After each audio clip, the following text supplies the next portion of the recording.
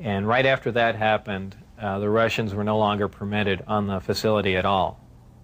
And you know, that's all I know about it. What was discovered, why they were kicked out, when they started working with us, is all unknown to me. You were hired to replace a scientist killed in the project. What exactly happened there?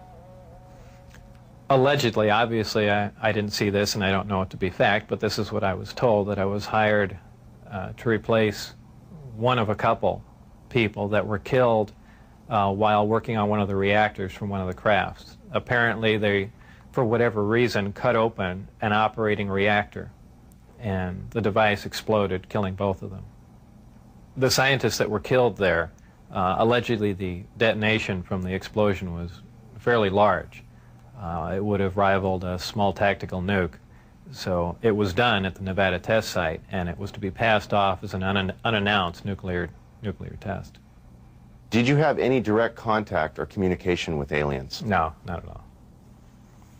Tell us about the briefing files. Under what conditions did you gain access to them? I was put into the briefing room with 121 or 22 briefings, and really was just told to sit and read through them.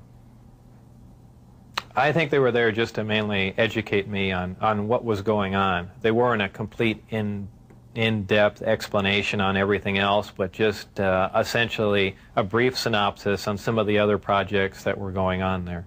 Supposedly, the information, now this isn't something that I determined, it's something I was told, that the crafts originated from a planet that orbited the Zeta Reticuli star system. Zeta Reticuli 1 and Zeta Reticuli 2 are two stars of a binary star system.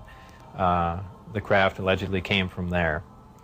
One or two autopsy photographs I saw dealt with just a small photograph, a bust shot essentially, just head, shoulders, and chest of an alien where the chest was cut open in T fashion and one single organ was removed.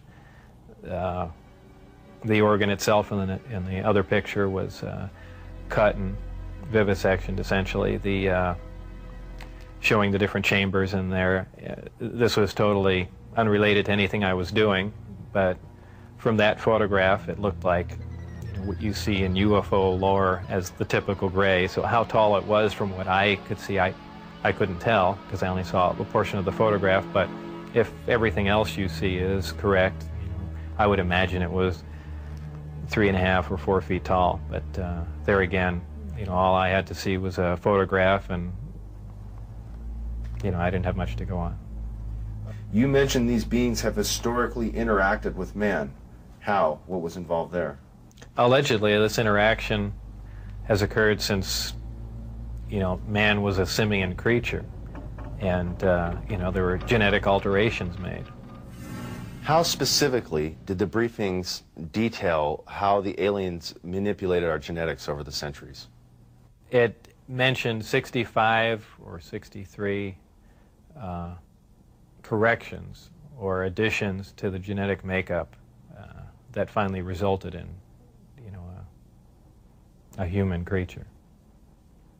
In an earlier interview, you had mentioned you saw what you thought may be an alien. Was it an alien? What did you see? What I had said and all that occurred was I was walking by a door that had a small 9x9 window in it, little wires running through it, and glanced in there, and there were two either technicians, scientists, or whoever they were, looking down at something. And what that something was caught my eye, and I never really did see what it was. A lot of people have asserted, well, there was an alien, there are aliens working around there, and so on and so forth. I mean, I don't think that was the case. But who knows? I was, you're seeing all these fantastic things, and your mind gets going, and, you catch something out of the corner of your eye. Who knows what your mind's going to come up with? So I certainly wouldn't stand on that as fact by any means.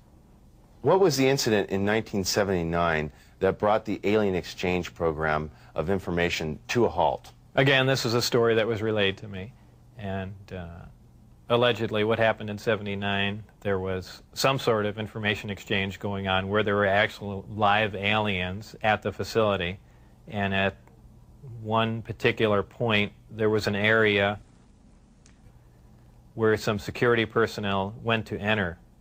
And apparently, because of not the sidearms, but the bullets in the sidearms, from what I understand, if they would have entered the area, the bullets would have detonated.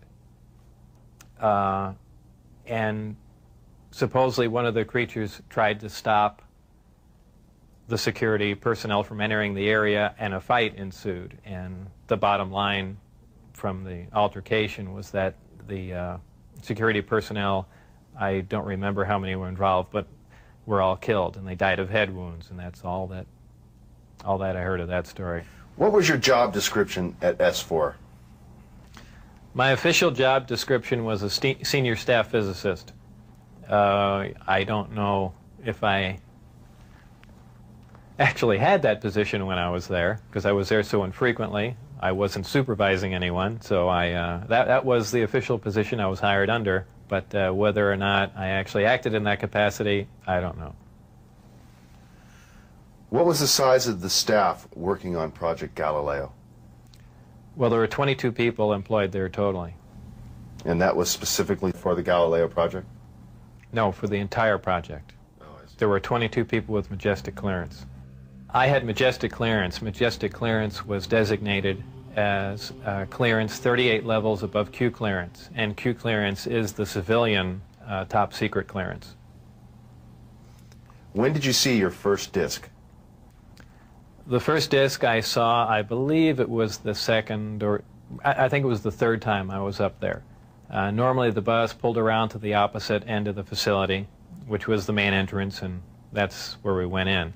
On this particular occasion, it pulled up to one of the hangar doors, which were normally closed, and the last one was open. We came out, and I saw the disc in the hangar. Upon seeing it, it struck me that, well, this explains all the UFO sightings. Not thinking that it was an extraterrestrial craft, that this must have been some advanced form of fighter that we've been working on for years, and people have just caught it being tested, so on and so forth. And it never even occurred to me, even though I was looking at an extraterrestrial vehicle, that this wasn't man-made. When did you realize the craft was not of earthly origin? Well, it probably really hit me when I got inside the craft and looked around and began to understand how the craft was operated, and finally grasped the whole project as a whole, as what we were doing, the fact that we weren't building this thing, we were trying to find out how it was made. We were back engineering it. What is back engineering? Well, back engineering is taking a finished product and finding out how the device or product was produced, and essentially determining whether or not you can duplicate it. Now, scientists aside, what was your emotional response? What were you thinking were the implications to the world or man in general from these revelations? I really didn't think about implications of that sort. As far as emotionally, people have asserted that, boy, that must have been the most exciting time in your life, and that's not the way it was. When I first got to look inside the craft, all I can say, it's an ominous feeling. You walk in there and it feels as if you shouldn't be there. I know that sounds kind of corny, but it's a real ominous feeling. It's not an exciting feeling. It brings up a whole lot of questions in your mind. Well, where did this come from? And you know that they won't give you the answers to the whole story, but it's that's the only way I can describe it. How many craft are housed at S4, and are they in fact all disc-shaped? There are 9, and their shapes vary. I only got to do a close inspection on one of them. The others I just briefly saw, and they pretty much varied. I give everything nicknames there. The one I worked on was kind of sleek looking, and I gave it the name of the sport model. There was one that looked like a Jell-O mold. There was one that looked like a top hat. There was a disc that was turned up on its side, and it had a large projectile hole with the metal bent outwards on it.